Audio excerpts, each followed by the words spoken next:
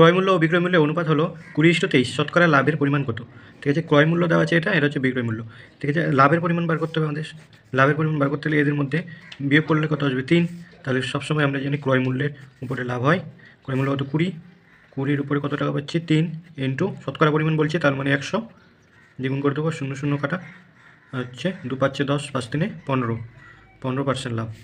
ঠিক আছে, 15 হয়ে যাবে অ্যান্সার।